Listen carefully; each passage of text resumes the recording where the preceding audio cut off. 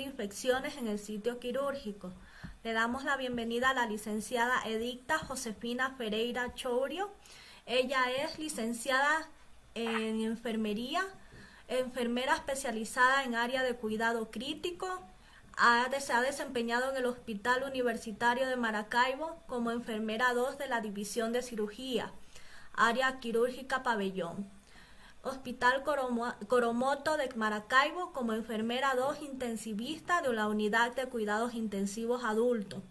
Hospital Coromoto de Maracaibo como enfermera 2 intensivista de la Unidad de Quemados.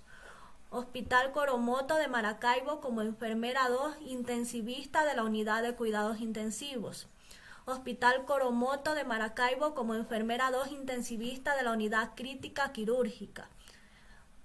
También en el mismo hospital se ha desempeñado como supervisora 1 docente de la Coordinación de Enfermería Junio y además como supervisora 3 docente de la Coordinación de Enfermería.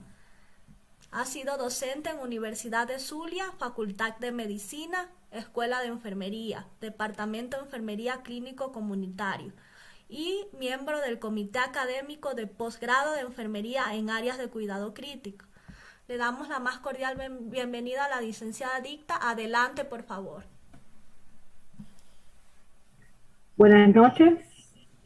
Doy gracias al Señor por permitirme establecer estos lazos de amistad con Ecuador, Venezuela. Siempre nos hemos mantenido vanguardia en el día. En el día de hoy vamos a conversar respecto a lo que es la prevención en el sitio operatorio ISO. Vamos a hablar de la línea o guías que elaboró la Organización Mundial de la Salud para prevenir las infecciones a sitio quirúrgico. Ella elaboró en el 2016, la Organización Mundial de la Salud elabora o actualiza las guías para la prevención de infecciones en el sitio quirúrgico. Anteriormente, ellos se habían preocupado, en 2004 aproximadamente, ellos sacan las primeras guías como cirugía segura salva vidas, donde plantean estrategias para minimizar las infecciones en el sitio operatorio. Uno de esos avances que ellos hacen es el chequeo o el checklist que se estableció en muchos hospitales, sobre todo a nivel de Europa. En nuestro continente, muy poco, además de México, que sí lo estableció, conseguir que seriamente se ha hecho. La Organización Mundial de la Salud describe una infección en el sitio quirúrgico como la infección relacionada con la operación en la incisión quirúrgica o cerca de ella durante los primeros 30 a 90 días de la operación. Fíjense que ellos hablan de 30 a 90 días. Cuando ellos hablan de 90 días, establecen inclusive hasta un año, porque en caso de pacientes que han sido sometidos a cirugía, pues se le ha colocado prótesis, podemos encontrar una infección y después, durante ese año, podemos hablar de infección en el sitio quirúrgico. Epidemiológicamente, no pocos son los países que han establecido o que han investigado al respecto, pero podemos dar España, México, son los que hasta la actualidad han hecho énfasis en la prevención de estas infecciones quirúrgicas. Esta epidemiología es de España, fíjense como las infecciones quirúrgicas es la segunda causa de infección nosocomial más frecuente reportada. Posibilidad de desarrollar una cirugía limpia de 2 a 0.5% y cirugía abdominal 20%. Mayor probabilidad de morir un 60% más de ser admitidos en la UCI y 5 veces más de rehospitalizados. La estadía aumenta de 10 días promedio, aumento significativo de costos. En estos países desarrollados, lo que más les preocupa es el aumento de los costos que hay cada paciente por la hospitalización. ¿Por qué? Porque cada infección en el sitio quirúrgico que pueda determinarse significa una estadía mucho más prolongada, mucho más elevación de los... Y por esto ellos han trabajado en disminuir estas infecciones. El Centro de Enfermedades de Control en Estados Unidos clasificó las infecciones en el sitio quirúrgico de 3 formas. Infección incisional superficial que afecta a piel y tejido subcutáneo. Infección incisional profunda que afecta a tejidos blandos y profundos. E infección orgánica cavitaria afecta a cualquier estructura anatómica manipulada durante la intervención y dista a la incisión. Fíjense que en aquí a mi derecha está también las capas pueden afectar esta infección. Hago la aclaratoria. Esta información fue de las guías clínicas de Asociación de Cirugía en el 2016, las cuales fueron basadas en listas o las normativas que dio la Organización Mundial de la Salud en infecciones en el sitio quirúrgico. También las infecciones en el sitio quirúrgico de los Centros de Control de Enfermedades de Estados Unidos definen que la infección que afecta la piel y plano subcutáneo durante los primeros 30 días iba al menos uno de los siguientes órganos. Descarga de la incisión superficial. Podemos tener aislamiento de organismos en cultivo de tejido tomando en forma aséptica de la incisión superficial o del subcutáneo. Apertura de liberación por el cirujano, excepto si el cultivo de la incisión es negativo. Y al menos los siguientes síntomas de infección: dolor espontáneo o dolor a la presión, edema localizado, eritema o calor. Y por supuesto, el cirujano diagnostica la infección en el sitio. También podemos hablar de que ya estamos en presencia de ella. Hay 2 tipos de infecciones en el sitio quirúrgico superficial. En la incisión principal de un paciente con varias incisiones. En este caso, en el caso de una laparotomía, una laparoscopia, por ejemplo, si el sitio quirúrgico fue la incisión por donde se abordó al paciente para extraer, hablamos de una colecistectomía, la vesícula biliar, podemos hablar que es una infección primaria. O una secundaria también puede clasificarse en las incisiones secundarias de un paciente con varias incisiones, que pudiera ser que inicia la infección en otra de las incisiones que se le hace al paciente. No se consideran infecciones en el sitio quirúrgico una celulitis, calor, edema, sin otros criterios acompañantes. Los accesos a puntas, inflamación y supuración mínimas confinadas o a los puntos o grapas de sutura. Otro que no se considera es la infección localizada del orificio del drenaje. No podemos hablar de infección en el sitio si encontramos que el orificio del drenaje está también infectado. Cuando hablamos de infecciones incisional profunda del sitio quirúrgico, podemos decir que la característica es también, igual que la anterior, durante los primeros 30 a 90 días y al menos uno de los siguientes criterios: descarga de pus por la incisión profunda, pero no desde el órgano o espacio quirúrgico intervenido. Podemos encontrar noticia espontánea de la incisión profunda o aspiración, apertura delgada de la incisión por el cirujano sin cultivo o con cultivo positivo. Y al menos uno de los siguientes signos o síntomas: fiebre mayor de 38 grados centígrados, dolor localizado o dolor a la presión. Acceso o infección afectando la incisión profunda diagnosticadas por exploración, examen histopatológico o estudios radiológicos. Hay 2 tipos de infección en el sitio quirúrgico profunda: la primaria, al igual que la anterior, en la incisión principal de un paciente con varias incisiones, y también se repite el criterio en esta oportunidad. En la secundaria, la infección por órgano cavitario o del sitio quirúrgico, que hace ya más profunda. Cuando decimos que es una infección de esa índole, pues infección más profunda, primero ocurre los 30 días y al menos uno de los siguientes criterios: descarga de pus o a través de un drenaje colon en el órgano o espacio, aislamiento de organismo en cultivo fluido o tejido tomado de forma aséptica del órgano, eso u otra evidencia de infección afectando el órgano o espacio diagnosticado por exploración física y o al menos uno de los criterios específicos de infección de órganos definidos por la CDC como en este caso lo vemos en cualquier momento. ¿Cómo se clasifican las cirugías y por qué es importante determinar esta situación de la cirugía?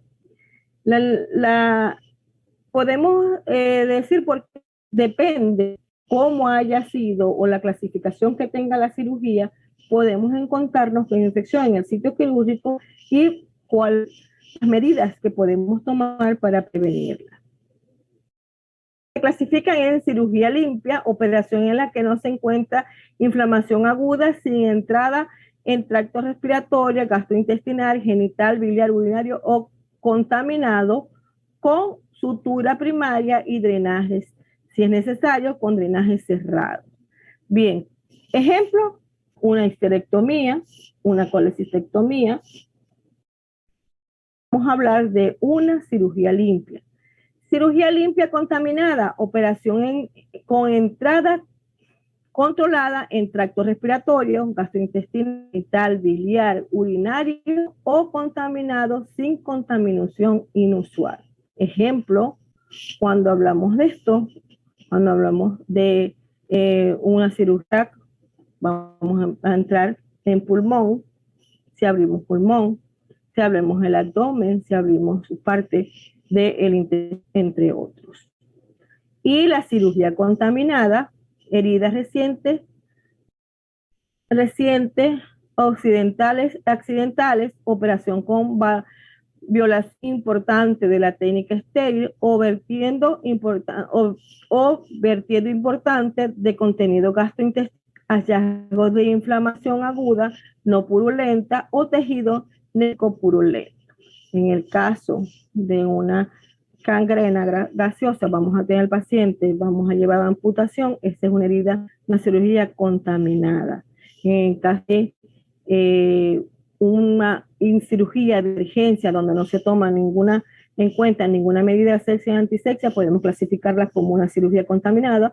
Un herido por arma de fuego a nivel de abdomen, un herido por arma blanca a nivel de abdomen, también podemos considerar que es una cirugía contaminada. Heridas sucias o infectadas son aquellas heridas traumáticas o recientes con tejidos desvitalizados, hallazgos de infección o vísceras perforadas.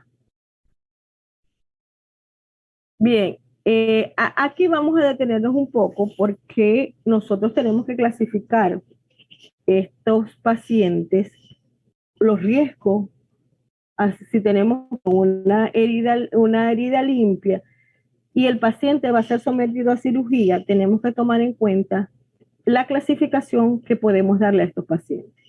Tenemos el baremo NICS, que es promoción, paciente ASA o mayor a un punto, intervención calificado como contaminado o sucia, 3, intervención de duración superior a 1 hora, donde todo depende del tipo de cirugía realizado según tabla adjunta 1, que solo ellos lo nombran, por supuesto.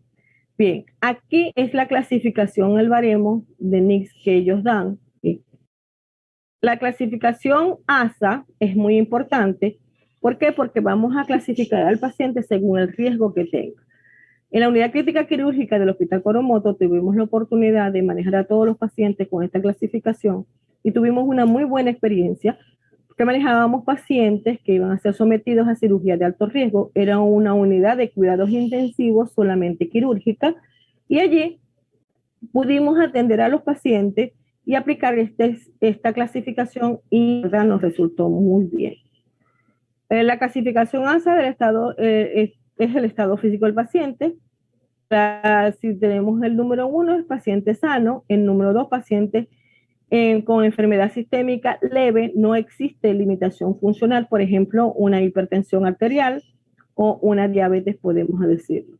Enfermedad sistémica grave, limitación funcional, cuando ya el paciente está con una diabetes pero descompensado o el paciente tiene una insuficiencia renal. La 4, enfermedad sistémica grave que comporta a una amenaza por la vida del paciente, una enfermedad inmune, podemos incluirlas aquí. Y el 5, paciente moribundo sin esperanza de sobrevivir más de 24 horas con o sin intervención quirúrgica. Realmente estos pacientes, nosotros en la unidad crítica quirúrgica teníamos pacientes hasta 4 que tuviesen una expectativa de vida también, porque eran sometidos a cirugías de alto riesgo, y por supuesto el tipo paciente 5 y 6, a menos que sea este 6 fue incluido recientemente, paciente con muerte cerebral sometido a intervención para donación de órganos, fue incluido en identificación ASA hasta hace poco. Punto de corte de la duración es otro parámetro que hay que tomar en cuenta, como una apendicectomía 1 hora, cirugía páncreas, hígado, vía biliar 4 horas, apendicectomía 2 horas, etcétera, y así sucesivamente. Es decir, entre más tiempo dura la cirugía, mayor es el riesgo que puede tener el paciente de desarrollar una infección en el sitio quirúrgico. Y los riesgos de infección, aquí lo vemos, si el paciente CO0 punto tiene 1.5% de probabilidad de infectar, si es 1 punto tiene 2.9, si son 2 puntos tiene 6.8, 3.13% de posibilidad de infectar. Es decir, este baremo NINIS es muy importante a tomarlo en cuenta en el momento que vamos a hacer una cirugía para saber si el paciente corre riesgo o no de infectarse. Otro de los factores de riesgo de infección en el sitio quirúrgico tenemos la edad avanzada. Fíjense que tenemos 3 puntos, 3 cruces aquí. ¿Por qué? Porque es uno de los factores importantes. Existencia de comorbilidad, hablamos de diabetes, hipertensión, insuficiencia renal, una enfermedad inmune, etcétera. Diabetes mellito, que a pesar de que existe la comorbilidad, también la nombran porque podemos tener un paciente con una diabetes descompensada. La obesidad es un factor muy importante y vemos, tuvimos la experiencia de que pacientes obesos, por supuesto, hacían mayor infección en el sitio quirúrgico.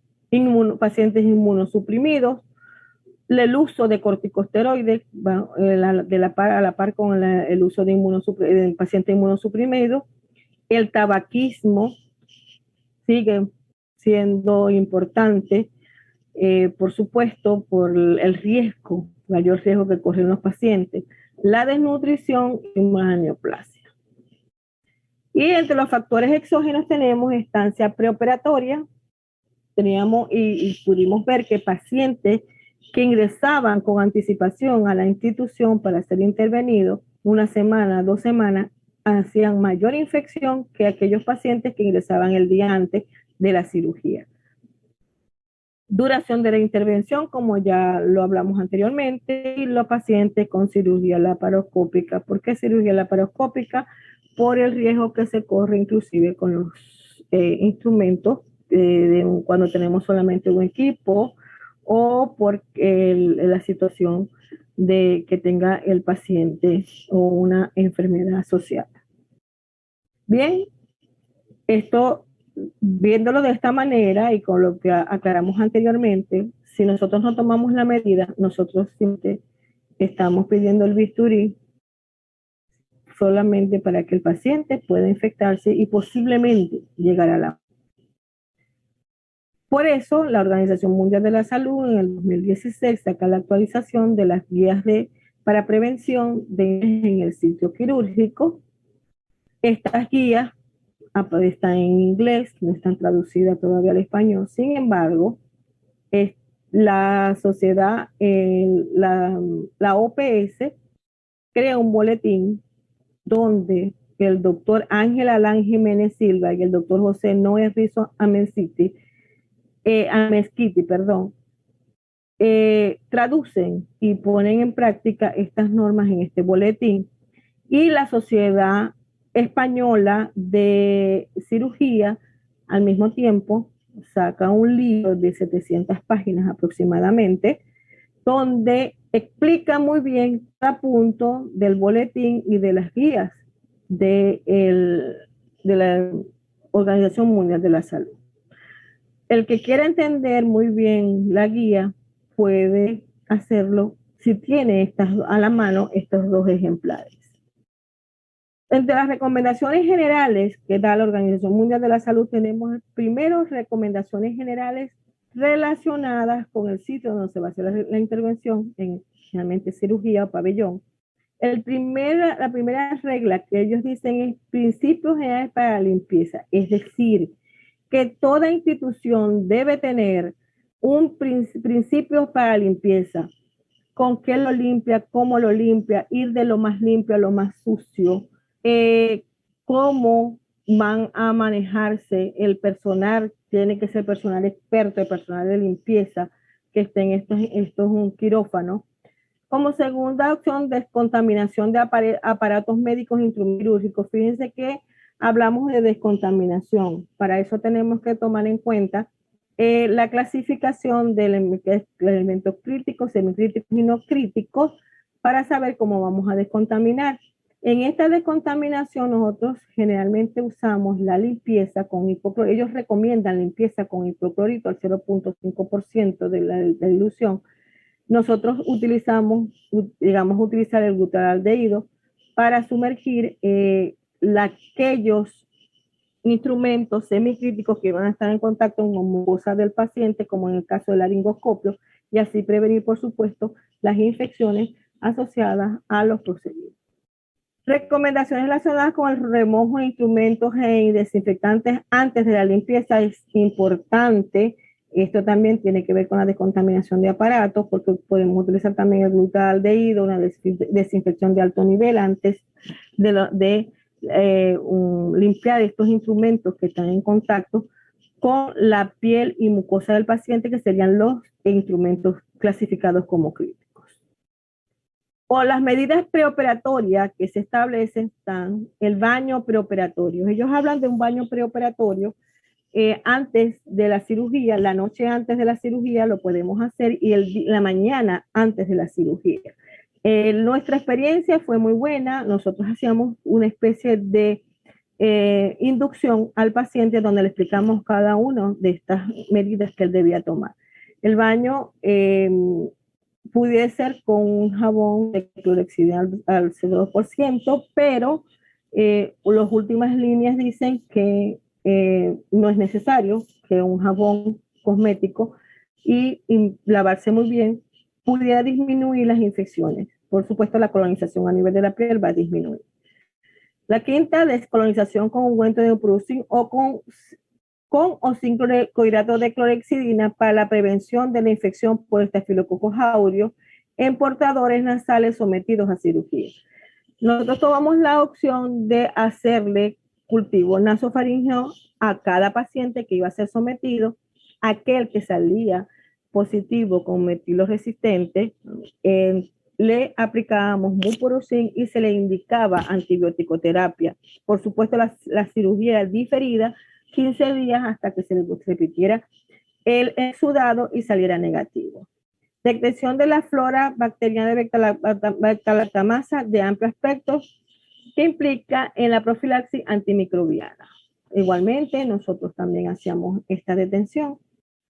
Se aplicaba antibiótico-terapia previo si detectábamos la presencia.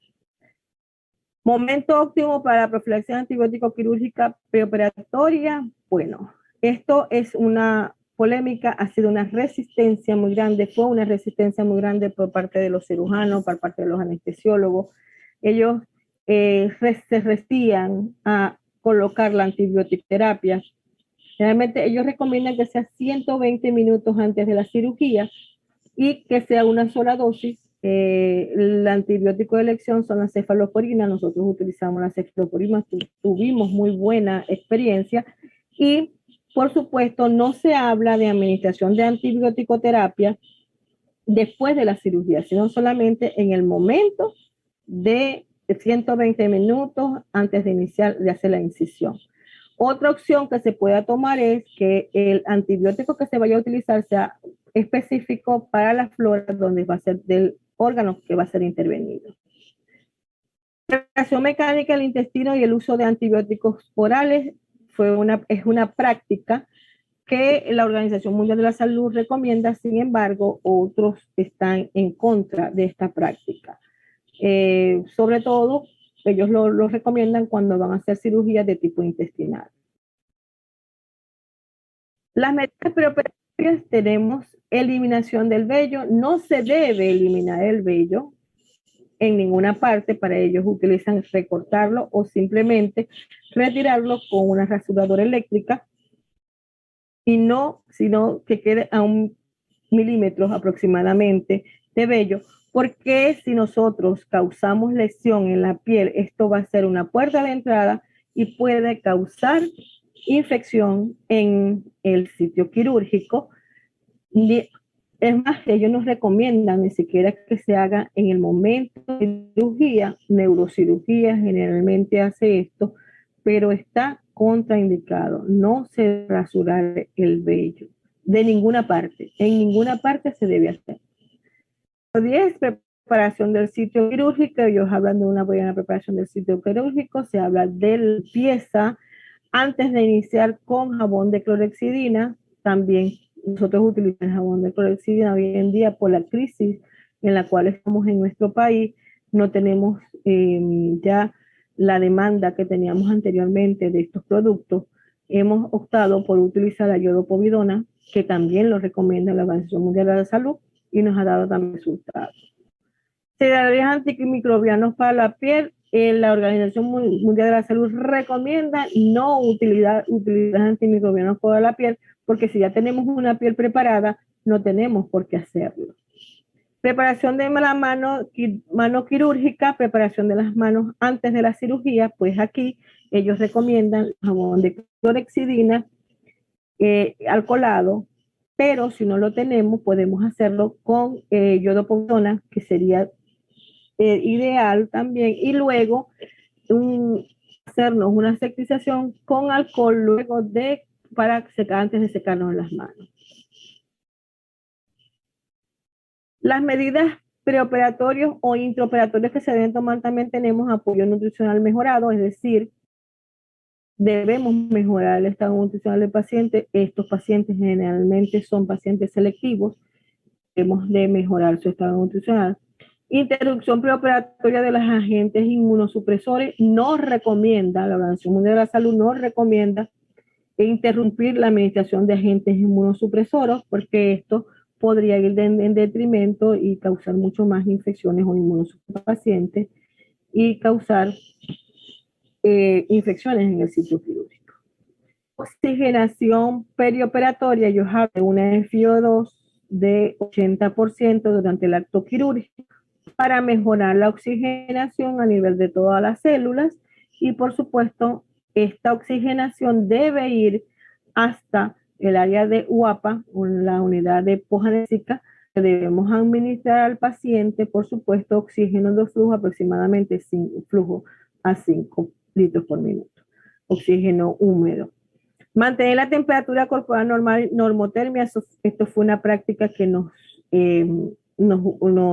utilizamos mucho en la unidad crítica quirúrgica. Mantener esta temperatura beneficiaba al paciente no solamente desde el punto de vista de la prevención de las infecciones en el sitio quirúrgico, sino los prevenía también de hacer complicaciones, como por ejemplo puede ser arritmias cardíacas.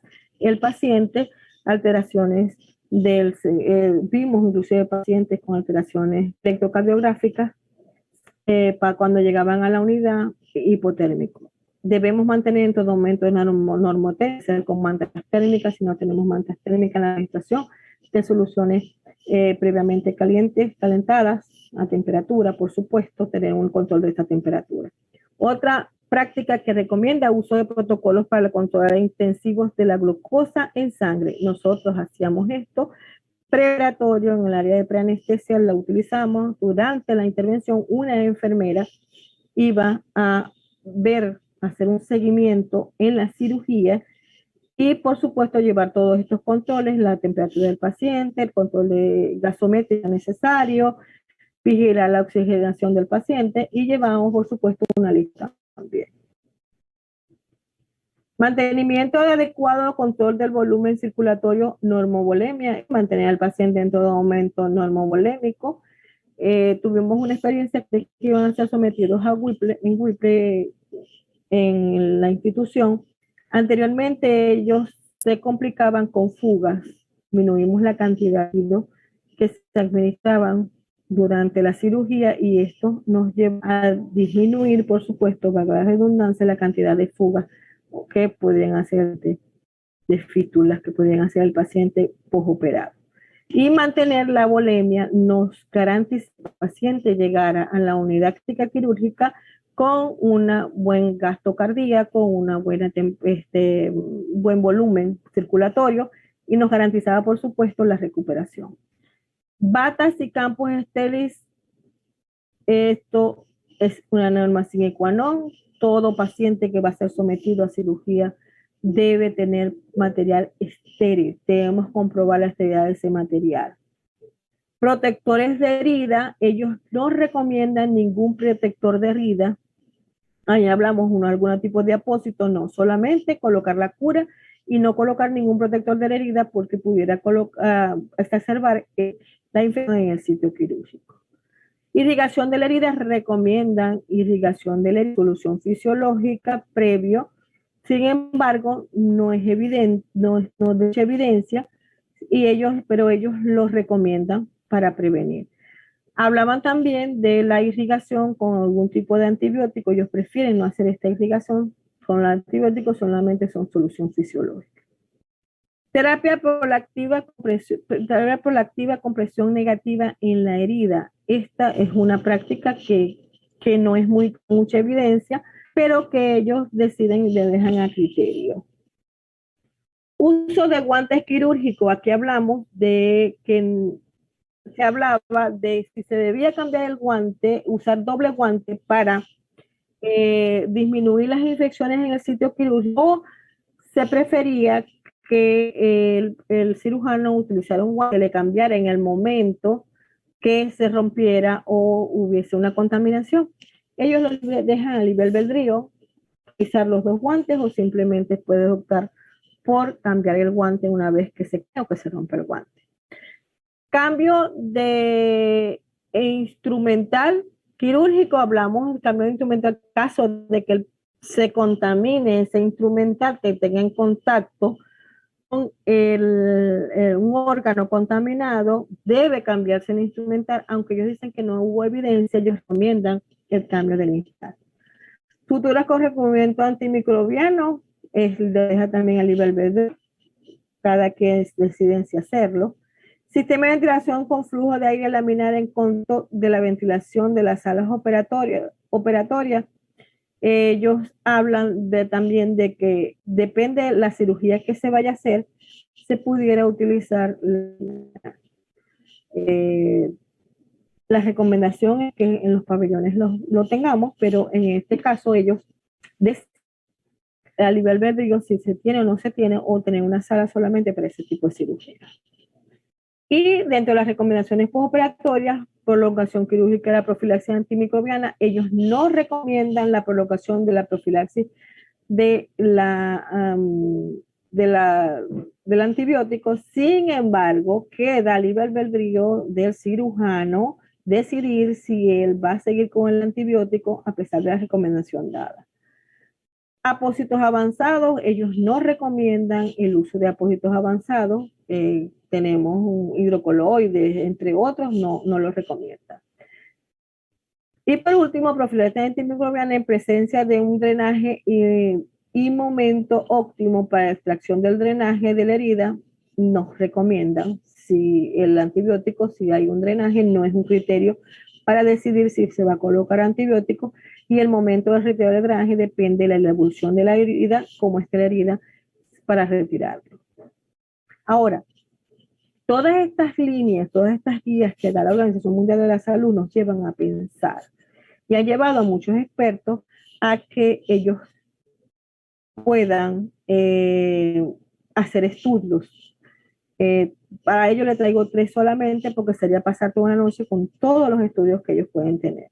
Entre los que tenemos aquí la revista de revistas quien hace una revisión de todas las previsiones que toma la Organización Mundial de la Salud, y los resultados fueron: las acciones entregadas por la Organización Mundial de la Salud están organizadas de acuerdo a la calidad de la evidencia y el tipo de recomendación. La siguiente tabla solo incluye aquellas recomendaciones consideradas fuertes, es decir, que ellos recomiendan que solamente se pongan en práctica las intervenciones consideradas fuertes. Aquí les traigo la tabla. Entre las consideraciones, la tricotomía, es decir, no retirar el vello. Tiempo óptimo para la administración de la antimicrobiana debe hacerse 120 minutos antes. Preparación de las manos del equipo quirúrgico debe hacerse con jabón antiséptico, generalmente alcoholado, clorhexidina. Preparación de la piel en el sitio quirúrgico debe hacerse igualmente con clorhexidina o simplemente con iodopovidona. Y la oxigenación perioperatoria, es decir, que para ellos esta es las pautas que tienen mayor evidencia, son estas que aparecen aquí. Otro estudio que se hizo al respecto fue los factores de riesgo y prevención de infecciones en el sitio quirúrgico.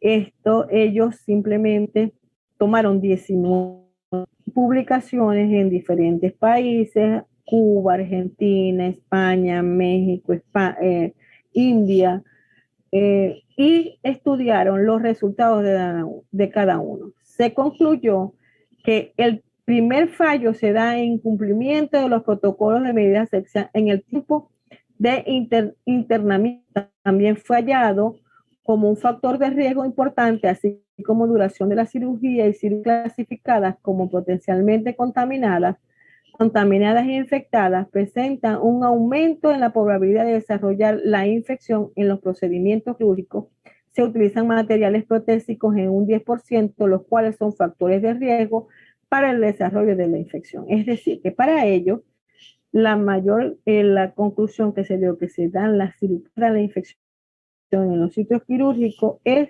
simplemente por la transgresión de normas de asepsia y antisepsia, estudiando ellos de 19 publicaciones.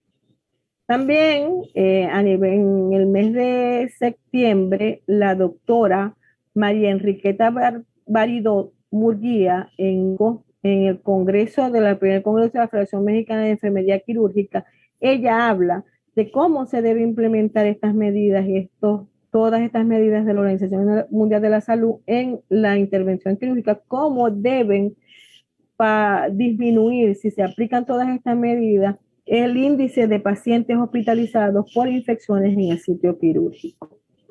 En los mexicanos también hacen un breve resumen de la guía de la Organización Mundial de la Salud, pero ellos hacen aquellas presentaciones o aquellas pautas que fueron más evidentes, y identifican cuáles son más fuertes, más débiles, y presentan también una guía. Bueno, de verdad, un placer. Hemos visto que lo importante en esto es que depende quién sea, en el país que sea, es llevar los lineamientos, y que cada país, cada hospital debe tener su protocolo para prevenciones en el sitio operatorio. Bueno, muchas gracias por su atención. Dale me gusta, suscríbete y comparte.